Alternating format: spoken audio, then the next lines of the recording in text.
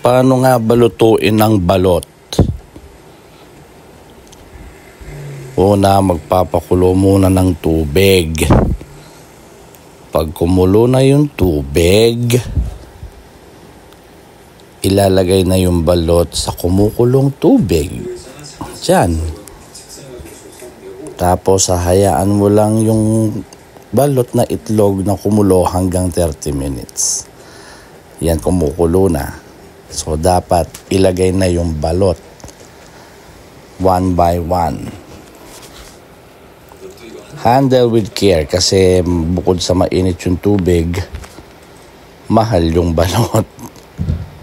$2 each ang bili namin. Dahil lang gusto namin kumain ng balot, pikit mata naming binili yung balot. Binili namin to dito, hilaw pa. $2 each. Buisit. Bisa kang mangan. Pero dahil gusto mong kumain ng balot, tsaga-tsaga lang. Binili ng nakapikit. Sa susunod, mag-aalaga na kami ng duck.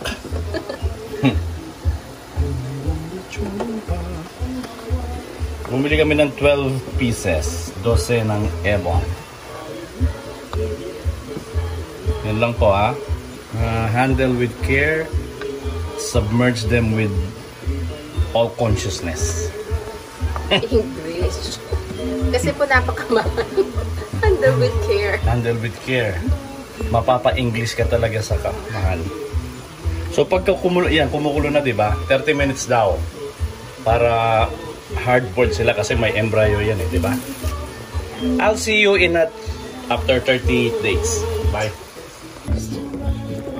10 minutes na lang, matatapos lang balot. 20 minutes na sila. See you in 10 days. Natapos din ang papakulo ng something. So, i-set aside natin sila. Ilalagay ito sa lalagyan para maiahon na dyan sa tubig. Yun na, tapos na. See you next year.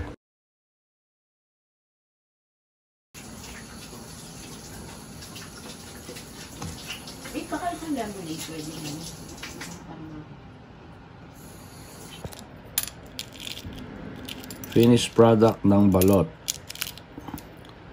So tama-tama lang yung 30 minutes na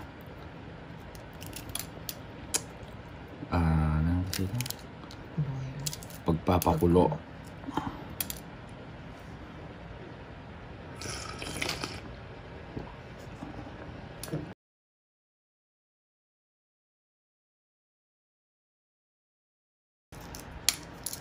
Lasa ng balat.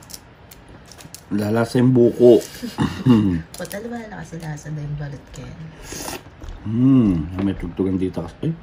Kapit mo yung kayon. Islam.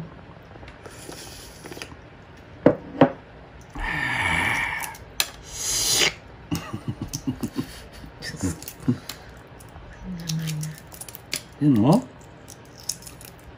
Diba? Maliit lang yun. Maliit lang yung sisiyo pero malaki pala.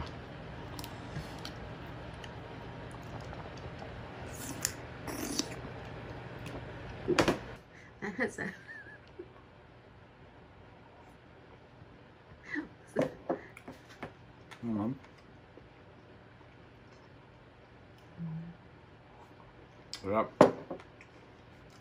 Maliit lang yung sisiyo tapos wala siyang tigas na part. Wala yung butter.